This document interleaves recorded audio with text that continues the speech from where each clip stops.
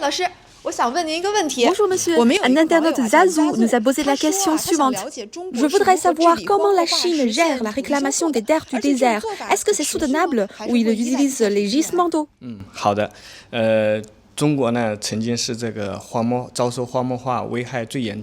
La Chine a longtemps été l'un des pays les plus gravement touchés par la désertification.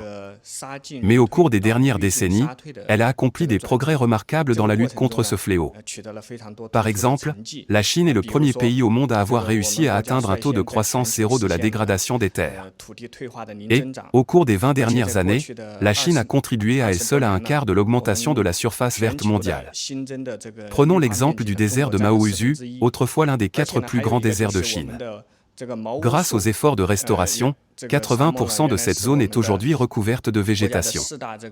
Selon moi, la Chine s'appuie sur 3 grands piliers pour lutter efficacement contre la désertification. Un pilotage gouvernemental fort, l'innovation scientifique et technologique et une dynamique de marché.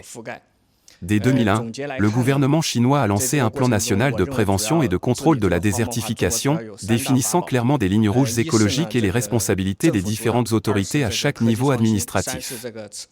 Il a également mis en œuvre de grands projets structurants, tels que le programme de reboisement des régions du Nord, du Nord-Ouest et du Nord-Est, connu sous le nom de 3 Nord, les zones tampons autour du désert du Taklamakan et l'aménagement écologique de la grande boucle du fleuve Jaune, une région particulièrement fragile. Face aux contraintes naturelles, aux ressources limitées, géologies complexes, la Chine a développé une vaste gamme d'innovations technologiques et théoriques, comme la sélection de semences adaptées pour les graminées et les arbres, le semis par drone, l'irrigation économe en eau, les structures en treillis de paille pour fixer les dunes. Et des technologies de suivi à distance, comme l'analyse par manette ou la surveillance par macrodonnées pour le maintien à long terme de la végétation.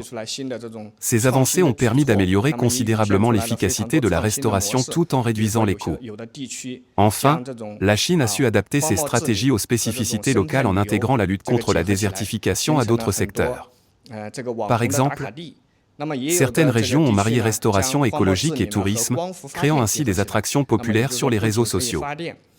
D'autres ont combiné lutte contre la désertification et production d'énergie solaire, permettant à la fois la restauration des terres et la génération de revenus énergétiques. D'autres encore ont couplé restauration écologique avec agriculture et élevage, ouvrant de nouvelles voies de valorisation économique. Ces modèles innovants ont non seulement renforcé l'impact environnemental, mais ont aussi offert des retombées économiques réelles, rendant la démarche plus durable à long terme. En somme, l'expérience chinoise en matière de lutte contre la désertification constitue un exemple remarquable d'harmonie entre l'homme et la nature.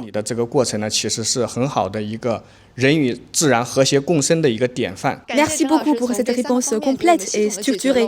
Zazou, cette réponse répond-elle à ta question? Est-ce que vous êtes satisfait?